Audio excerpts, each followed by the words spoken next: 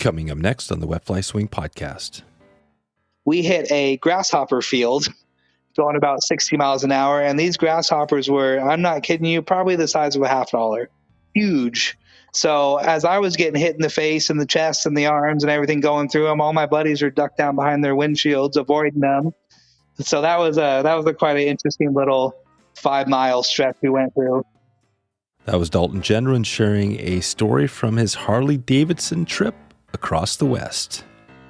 We're going to get a little crazy to get serious today on The Swing. Welcome to the Wet Fly Swing Fly Fishing Show, where you discover tips, tricks, and tools from the leading names in fly fishing today.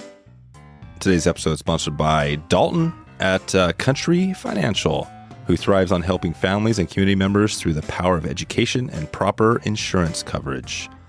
The unexpected will happen, so it's always best to make sure your assets and life are protected.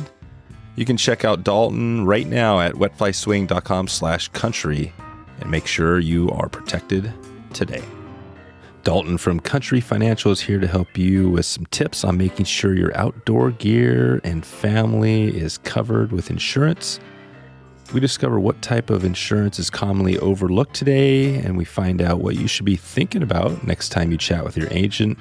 And we get some tips on preventative actions you can think about now to prepare for some crazy things that might happen in the future. Let's jump into this one and find out why Dalton, our agent, wears a half helmet while cruising on his Harley Davidson. Plus, we're going to share one of my secrets at the end of this episode. Here we go. Dalton Gendron from Country Financial. How's it going, Dalton? Oh, good, Dave. How are you doing today? Good. How was the rain is here, right? We were kind of talking a lot about the weather. The rain is here. Do you find the rain is a time you're okay with? What does the rain mean to you? You're a Northwester. Oh, I don't mind the rain too much. I grew up out in the Northwest area in the woods and whatnot, so the rain doesn't bother me too much. I'm used to being out in it. I obviously enjoy my sunshine, but I don't mind the rain. It's good for the state, good for our environment. Exactly. Yeah, that's the cool thing about the rain is it definitely is what, everything, the salmon, the trees, everything needs the rain. It's been dumping a lot. How's that look on, so you're with Country Financial, and how does that look? I mean, obviously the flooding, right? You look down in California, down south, which is kind of crazy. Is the flooding thing a major thing that you think about and through your insurance stuff? Yeah, absolutely. So the flooding is it's kind of independent than off of most homeowners insurance. So it's not something that most people actually think about very often.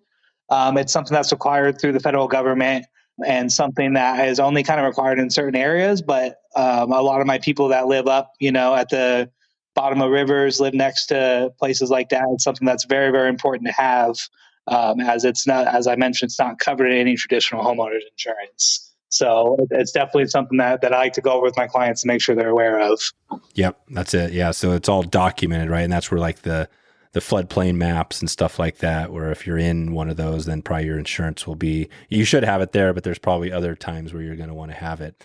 So that's one thing. I just want to dig in today a little bit, if somebody's listening here, like what can they expect, from maybe some tips to think about kind of insurance, whether that's, you have a boat or a truck, whatever that is, a camper, maybe your home, just maybe so somebody is aware, because I think that's the education piece is what you love, right? Is like actually helping people, educating them. What does that look like for you when somebody comes into you new and they're listening now and they're like, okay, I want to check this out. What are the questions you kind of start off with?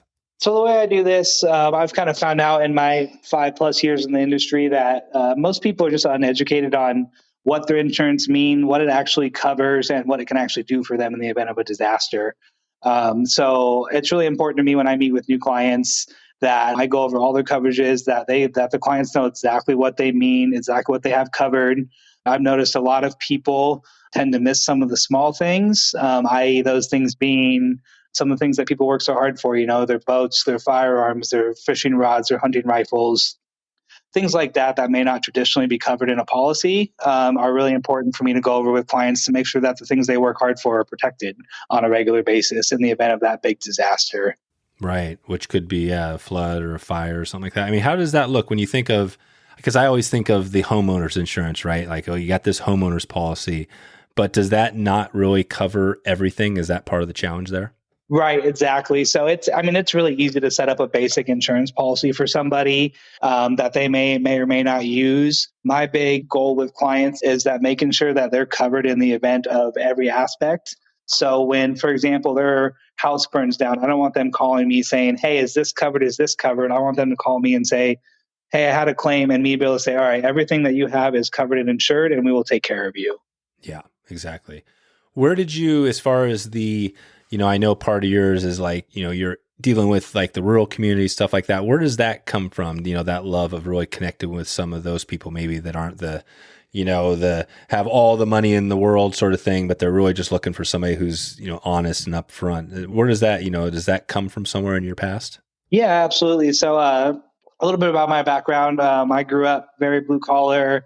My dad's worked as a machinist for 35 years. I personally worked in a couple of different industries, construction, auto body, as well as growing up in some very, very small communities.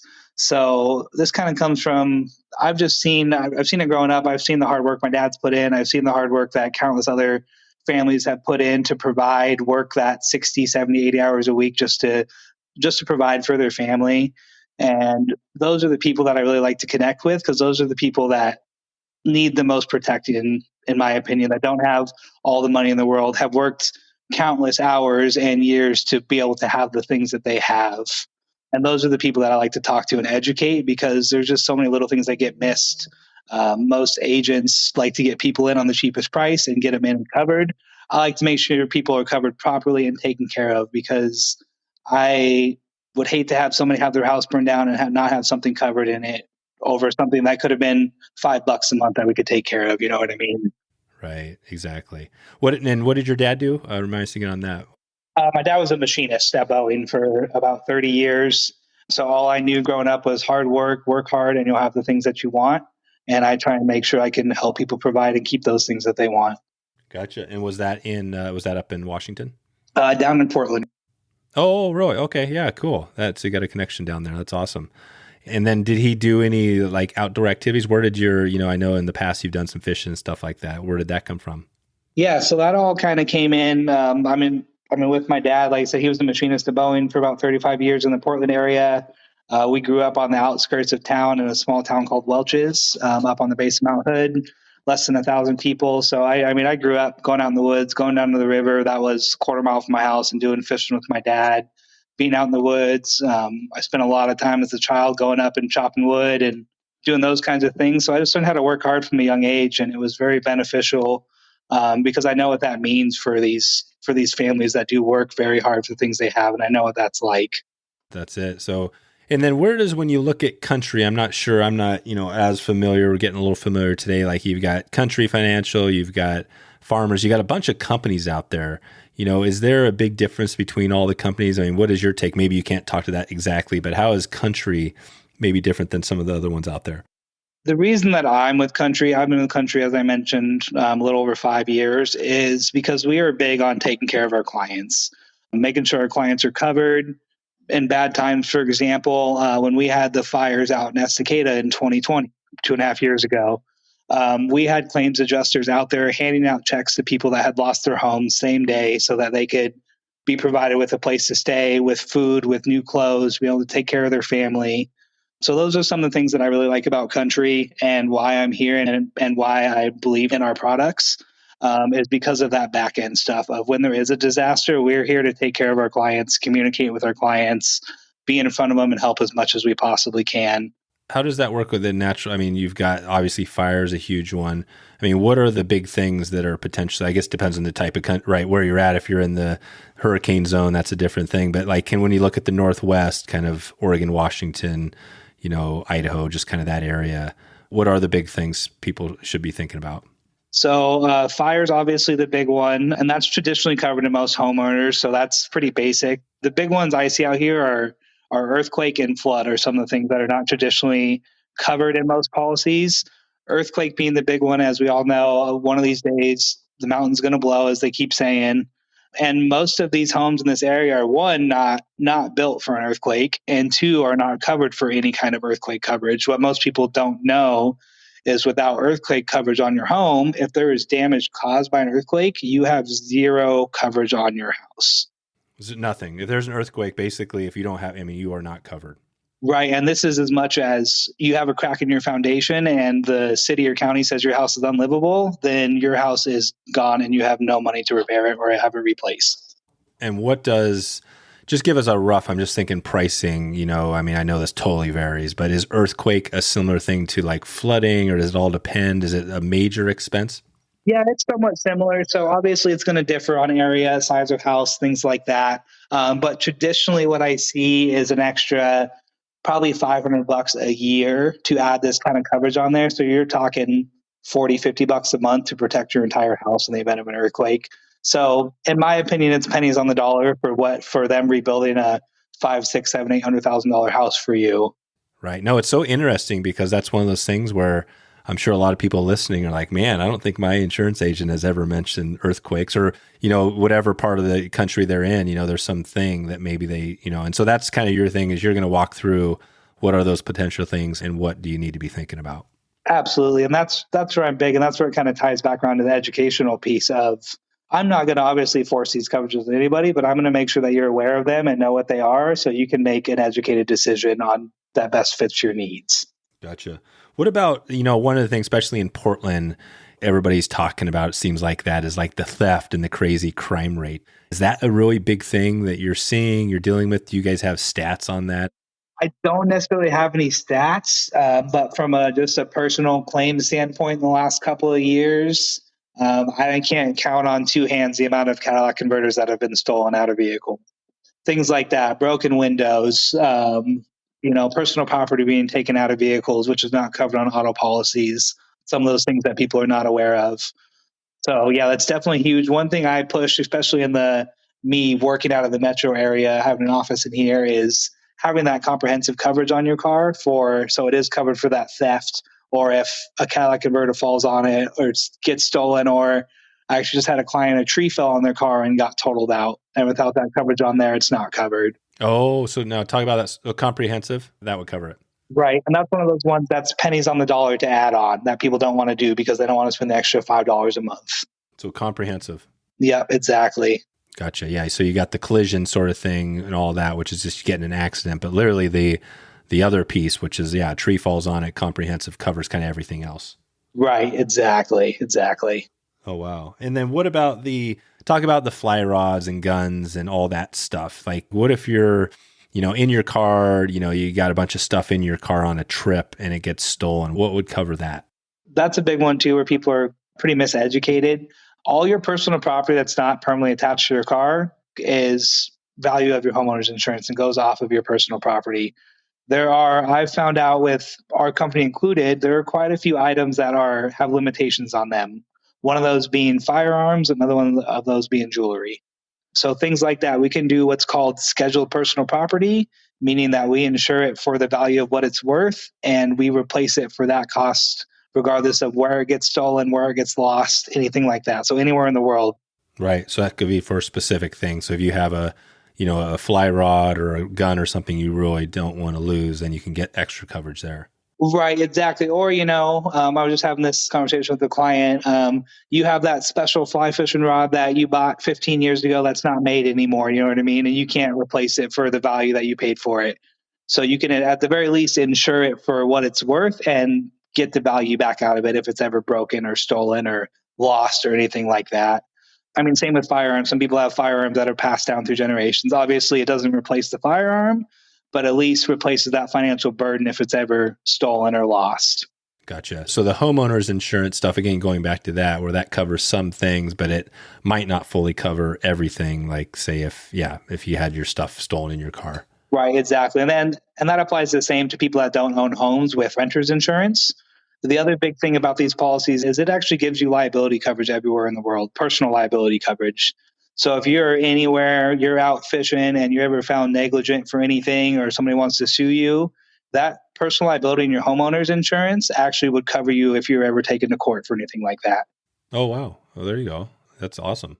Yeah, so that's a big one I see. A lot of people cut their liability down to try and save on price. But again, that's one of those things that protects you personally everywhere in the world. And they can come after I mean, everything from your wages to your assets to your retirement accounts if you don't have the proper protection. Right. Yeah, that's crazy.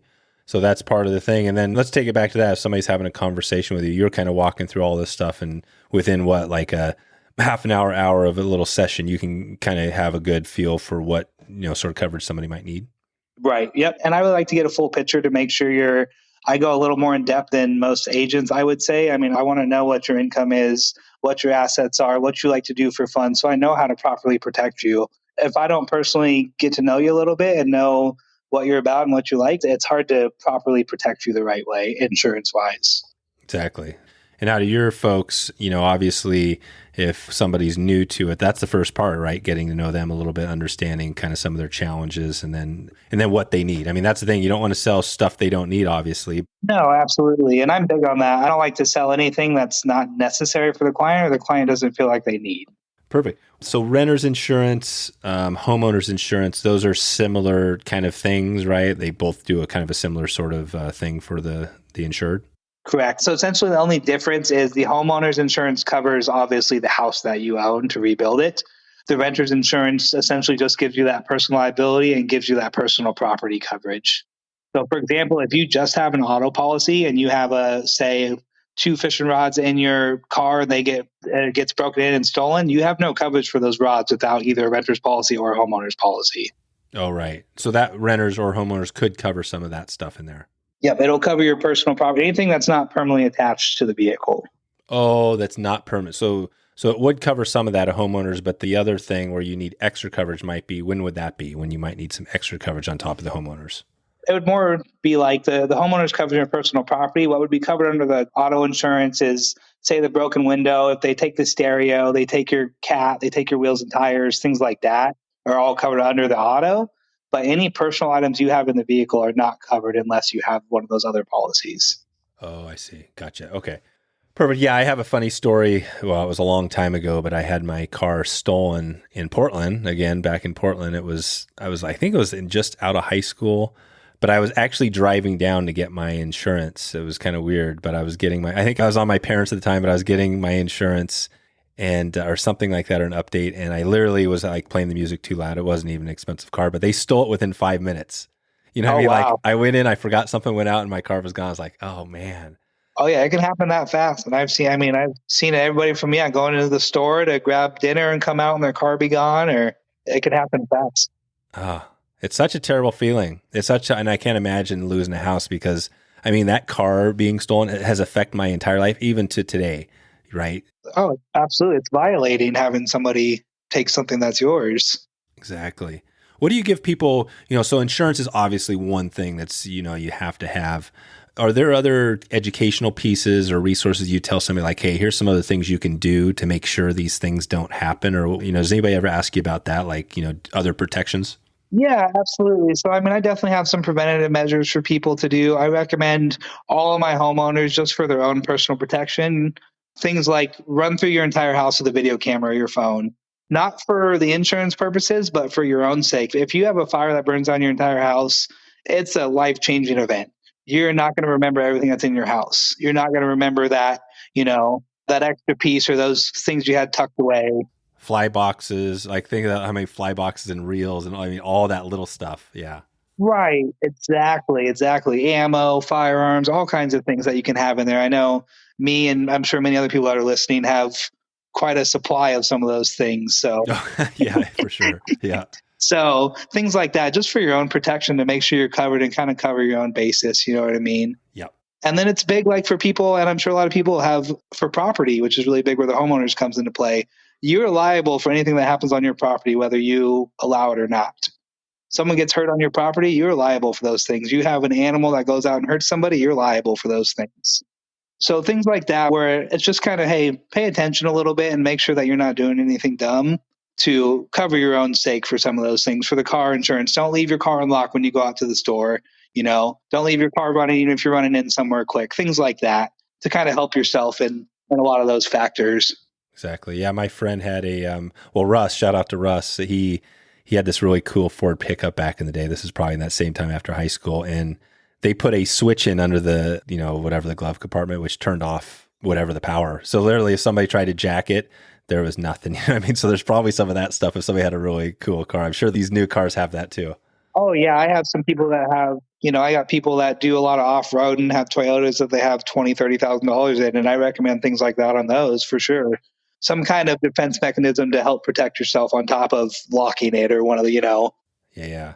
Do you think the world, I mean, this is probably a bigger picture, but this goes back to like all the craziness. It seems like when you're in it, there's all this crazy. And I just talked to somebody from Norway who he just moved from Montana to Norway, and he has a lodge over there. And he was just saying how chill everything is over there. Do you think, either like right now things are getting crazier, or is it just, like that's just the feel, like that's not really, I mean, do you have any take on that at all? Like, do you see more things going on?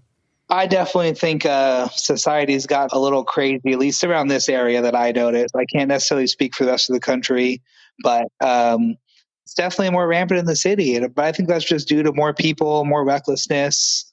It seems like people that are more in the rural areas just respect their things more, respect other people's property more, respect other people more. But I've been seeing a little bit out there too, even. I mean, I have people that live on property that I just had a client move from Welches to Estacada because it's not safe up there anymore. And that's crazy to me. Oh, really? Welches isn't? Oh, right. Welches because all the, whatever you call the people, there's some weird stuff going over there, right? Drugs and stuff. Right. And I don't know. People are seeming to get a lot more, I don't know what the right word for it is, but just a lot more willing to go out and commit these crimes and do these things. And it used to not be that way, and I don't know where the disconnect happened, but it's definitely not the world it used to be when it comes to, especially where I'm at in the cities and stuff where I work out of and, spend some time around it during my work hours. It's not the same, man. I hear you. No, I do. I mean, I grew up in the same thing. I mean, I know this area well. And I remember there was, the door was never locked back in the day. You know what I mean? Right. And that's how I was. I mean, in high school, I used to leave my keys in my car at night. I would pull in my driveway, leave my keys in my car unlocked, and come out the next day and get in and go. I would never do that these days. No, I know. Yeah, it is a little bit different. What's the, so on that end, I mean, what is the crazy, have you had some crazy things that you've dealt with over the years as far as insured stuff or any stories like that? Yeah, I mean, nothing too over the top, but I mean, I've had everything from, car thefts to house break-ins to things like that. So especially in Portland, I get a lot of stolen cars, or a lot of hit and runs are a big one in the city area. Largely, in my opinion, due to other people being uninsured is usually where that comes from. So you get some of those I got to deal with, which can really be a nightmare for the client. You know what I mean? Having to have their car in a shop, having to get a rental car, having to try and find the other party to have them pay for the damages, things like that. But I mean, yeah, I have probably 2 to 3 car claims a month of either someone being hit or their car being stolen or a window broken out or something like that. Right. That's just becoming a common thing. Talk about a little bit on your target kind of customer or client, because it is focused to kind of the Northwest. Talk about who that person is. Like if somebody's listening now, who is that person that you could help out?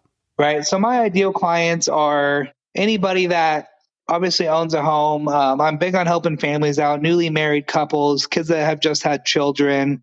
I don't directly do financial planning, but I have a business partner that does financial planning as well on top of the insurance. And so it's really important for some of these people that have either don't think retirement's even in the picture or don't know how to get there.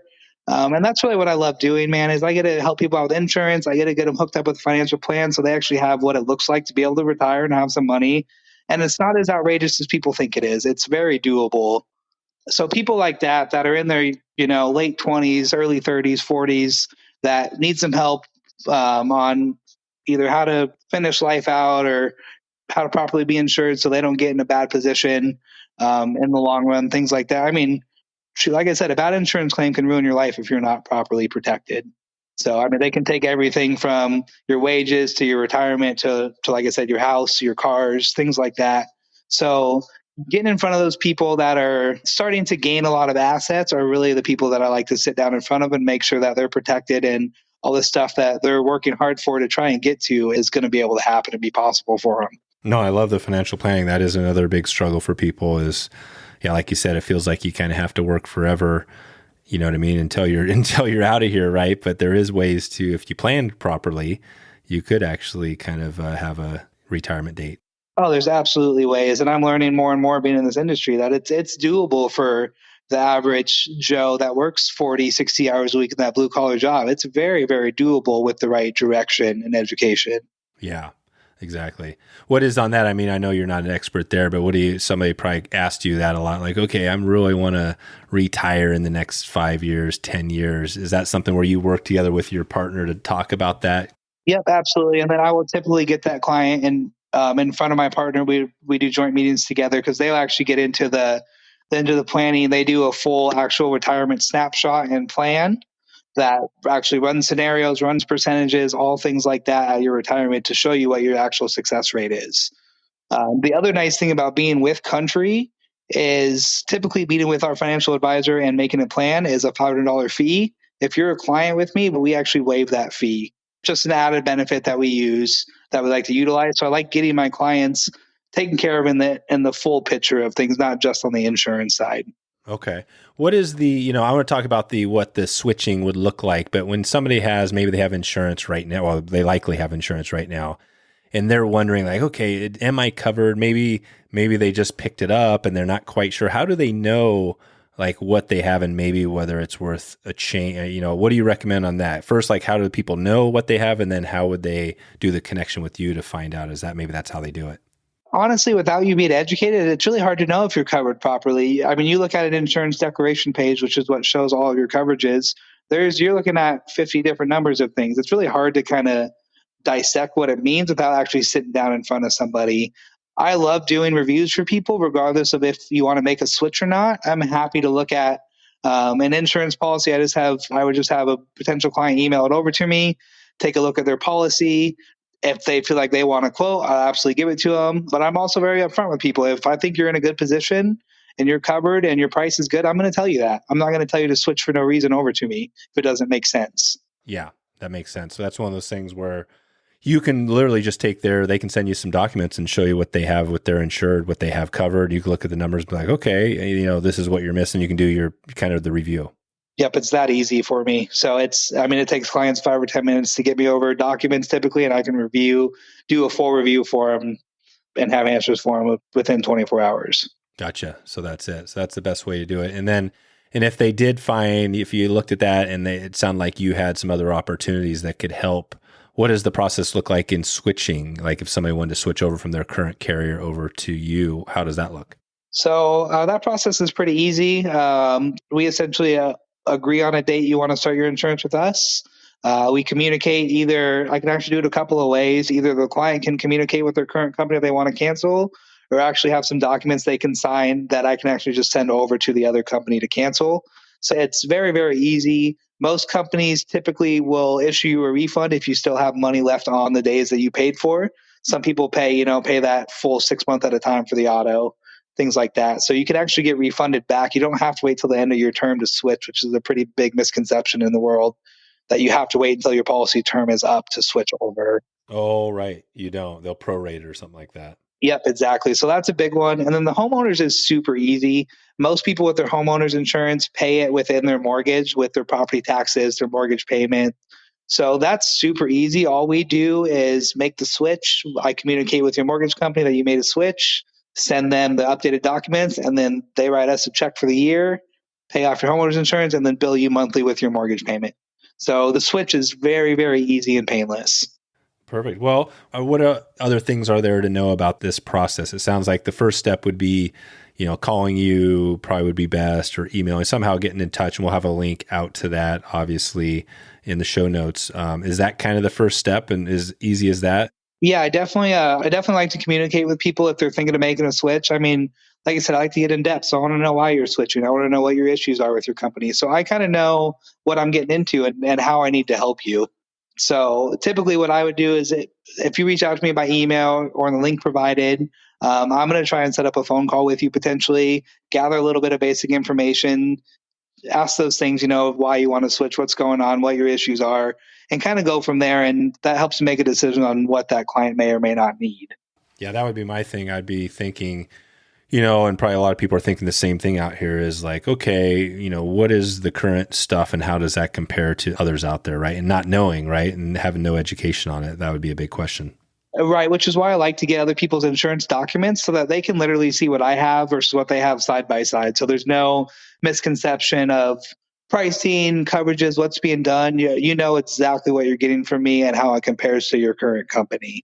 Exactly. Okay. And you mentioned before we talked just briefly, just about some of the outdoors. So what are the things in the outdoor space you like? It sounds like, you haven't been doing maybe a lot of fishing lately, but it sounds like maybe hiking. And is that some of the stuff that, that gets you outdoors?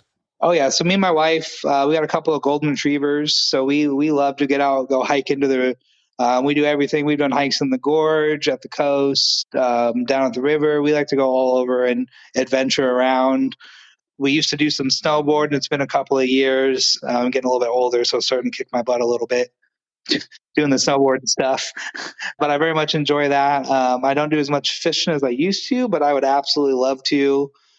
And then I used to do a lot of other outdoor things. I used to have an off-road vehicle, so I do everything from going to the sand dunes to the snow to go play in the rocks, things like that. I just like being outside, man, and enjoying nature. Too many of us sit in front of a TV for 6 hours a day anymore, and that's not me. I like being out and about. Summertime, I got a motorcycle, so I'm out riding that as much as possible in the summertime. Nice. What's your bike? What kind of bike do you have? I got a 95 Harley Davidson. Oh, wow. Nice. A Harley. God, that's amazing. Oh, I love it. My dad wouldn't let me have anything else. Oh, so your dad was our big Harley guy. Yep. He's rode for a very, very long time. He's got a old bike, a 73 shovelhead Harley Davidson sitting in his garage he's had for about 35 years. And that was just the way I grew up. That's the only bike I ever wanted. Sure. So you have a Harley. And what is your Harley? If we wanted to look up a photo on Google, what would it be? What's the model? You can look up a Dyna Wide Glide 95. Dyna Wide Glide. Okay. We'll throw a link to the show notes. I'm always interested. Motorcycles is one of those things I always thought would be cool, but I've always been kind of a little afraid, right? That's one of those. Well, tell me that yourself. You're a motorcycle, and insurance. It seems like obviously car accidents are huge, right? Lots of people die in those things. Are motorcycles, how do you stay safe out there? As a motorcycle rider, obviously you can only do so much to control other people, but it's huge. You have to just pay attention more than I expect everybody on the road to make the wrong choice when I'm out riding. That's what helps keep me safe. I expect that person to change a lane in front of me or to turn out in front of me or not see me or things like that. And that's what helps keep me safe is things like that. And just being hyper vigilant when you're on the road on a motorcycle, because you're going to, you have people that drive big trucks and vehicles that get hit that people don't see, let alone a motorcycle. So it's just big. And most of the people I know that ride, they don't try and do the race bike thing and go 100 miles an hour everywhere. They like to enjoy riding. And that's what I like. I don't like riding the freeways. I like riding the back roads with the curves and the turns and in the trees and the stuff like that makes it fun being out there, I did last summer, actually, me and about 4 buddies did a motorcycle ride down to Reno, Nevada. And that was beautiful. It was a fantastic ride. Wow. What was your route? What route did you take to get there? We went over the Mount. We went over Mount Hood, down through Lapine and Bend and Klamath Falls, and then cut through California on I guess that would be kind of the northeast side, and then cut down through Reno. So we pretty much avoided all freeways as much as possible and did all the back roads. It was fantastic. That's it. God, that sounds awesome. And was it like did you have any, crazy encounters or close calls out there? Yeah, we sure did. So my bike's a 95. It's old. I don't have saddlebags on it. I don't have a windshield on it. It's very, very basic, which I like about the Harley. Most of my friends, they got newer bikes. They have windshields, they got fairings, things like that on it. So we, in California, we hit a grasshopper field going about 60 miles an hour. And these grasshoppers were, I'm not kidding you, probably the size of a $50. Oh, wow. Huge. So as I was getting hit in the face and the chest and the arms and everything going through them, all my buddies are ducked down behind their windshields, avoiding them. So that was quite an interesting little 5-mile stretch we went through. Did you almost wipe out? Was it one of those things where you couldn't even see? Yeah, I wanted to pull over and stop, but I wanted to get through them too. You know what I mean? So it's I don't want to stop and wait, but they're also pelting me in the face and the eyes and you know what I mean? So. Yeah, that's right. What kind of helmet? Because I know that was one of those things, right? There's another insurance thing for you. Remember, Oregon has a helmet law. Yeah. What's your helmet of choice? So I just use a half helmet. The reason being is I've tried a full face helmet. One, I don't have the visibility in it that I like. My peripheral vision sucks in it. I don't breathe in it very well the way I like to. It just feels constricted.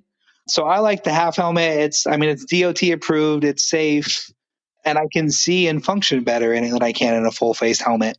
Yeah, exactly. So you had the half helmet. You were getting whacked in the face all with these bugs all over the place. Oh yeah, I was getting hit left and right. Damn, that is nuts. What's that movie? You remember that movie from the 70s, James Fonda's dad, right? Remember the Harley they drove across the country? Oh, right. Yeah, I know what you're talking about. Yeah. I'll try, if I remember it, I'll bring it up. But it was like a crazy. In the end, they went through some town, wherever it was, in the southern part of the country or something, and they got taken out, on their Harleys because it was one of them. I think it was they were a couple of hippies sort of thing or whatever. But yeah, I mean, when you're out there, that must be the thing riding around is that people just don't see you, or maybe they don't respect, you know what I mean? Like that's where I could see the close calls, like somebody just turns into you and you're not being aware and boom, you're laying it down. Right, exactly. I think people just don't know, you know what I mean? They think you have the reaction time you do in a car and you can make the maneuvers you can in a car, and you just can't do that on a motorcycle. I can't slam on my brakes going 60 and come to a safe stop like you can in a four-wheeled vehicle, or swerve off to the side and run into a barrier because I have a 3,000 pounds of steel around me. I don't have those options. You know what I mean? So I think people just are uneducated in some of those things. They think they can cut in front of the bike or do this because the bike can maneuver and figure it out on their own. And we just can't do the same things that you can do in a car. Have you ever had to lay it down? I mean, have you ever done that before? I haven't laid it down yet, but I've had a couple of close calls. Every motorcycle rider I know says it's not a matter of if, it's a matter of when. You ride long enough and you will put the bike down. Yep, I hear you. That's it. Gosh. Well, I mean, it's amazing. I think the Harley, I'm just jealous because I think it's pretty awesome. Like I said, I think the Harley for me is the ultimate. I mean, there's a lot of motorcycles out there. And I remember back in the day, I was even back in the scooter day. I was like, man, even a scooter would have been cool. Although now I realize, like, dude, the scooter, you want some power, right? That's one of the things. Right. And I don't care what anybody says. The sound of that Harley is the best sound there is. I don't care what anybody says. Yeah. Is yours souped up and like extra loud, or is it just kind of normal? It's not too bad. I put some new pipes on it this past summer, make it a little bit louder, but that's also partially for safety, believe it or not. Oh, it is. Some of these people they think, these Harley riders want big, loud bikes. It's actually part of it's for safety, to make sure other people can hear you if they can't see you. Oh, right. So you literally, you gas it and that's letting people know. Oh, yeah. I've had plenty of situations where I just gas it because my bike's loud enough, and it helps people from turning in front of me or making that bad decision or things like that, because they may not see me, but they can hear me.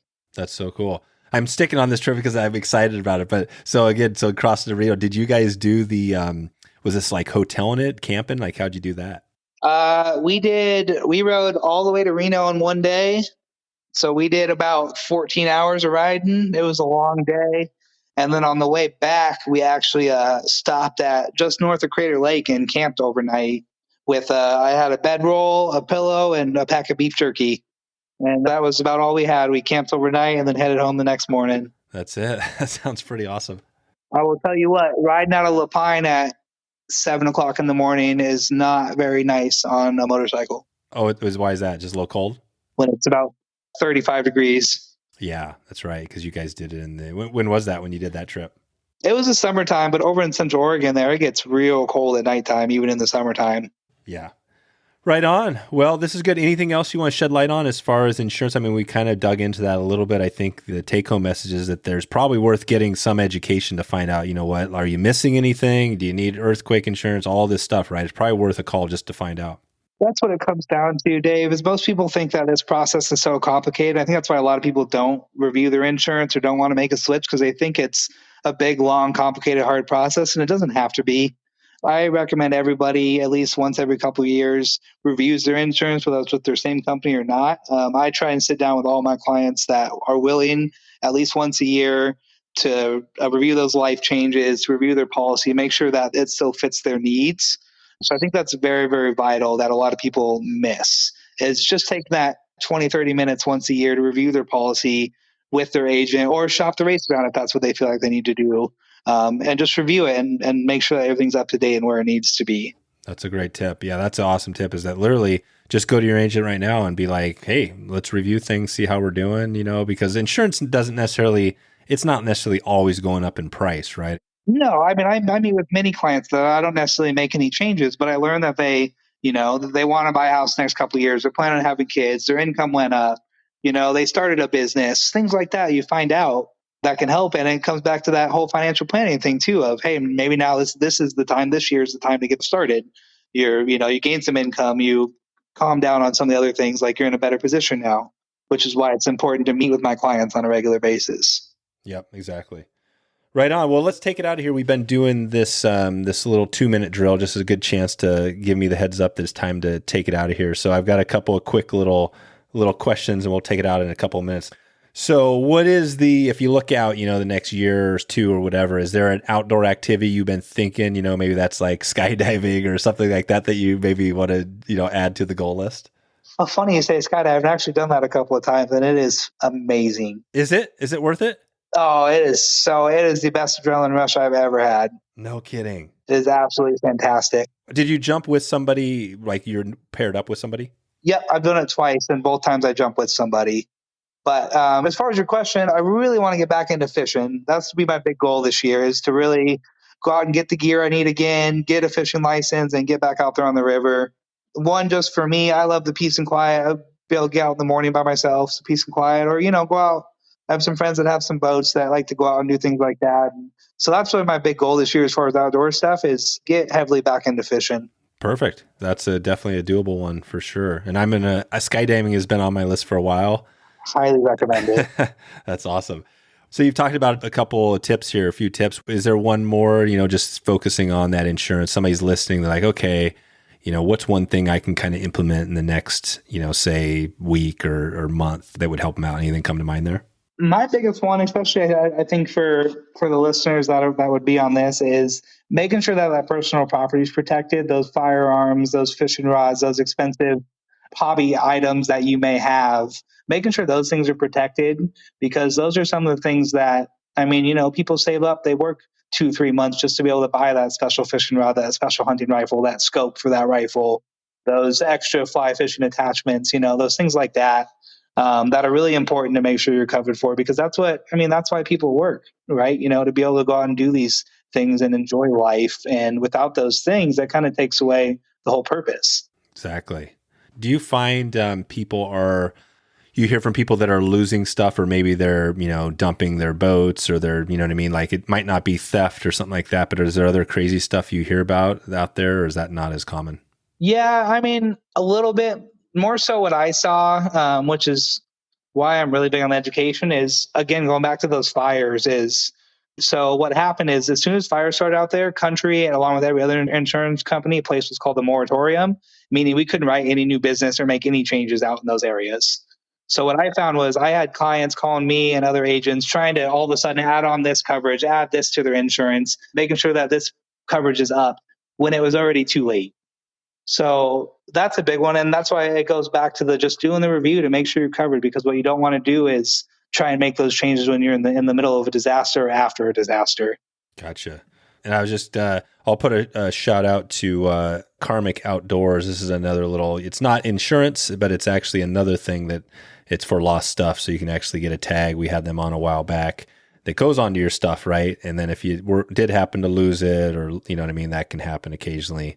But I think you have to have both. You got to have, obviously, the right insurance, and then you got to have some tools for making sure, you're doing things smartly out there. So right on. All right, Dalton. Well, I think we're good. I think that gives everybody listening a little heads up. For you, looking out, I just always love to, we're into 23 now. As in the next year, are you going to just kind of keep doing more of the good stuff out there? Anything new you got coming? Any trips or any focus with the, the family or anything? Nothing big. We got a couple of trips. I'm actually making my first Canada trip in April. Oh, nice. So I'm going to go up to Vancouver Island, just do a little small vacation up there, get out of the country, somewhere I've always wanted to go.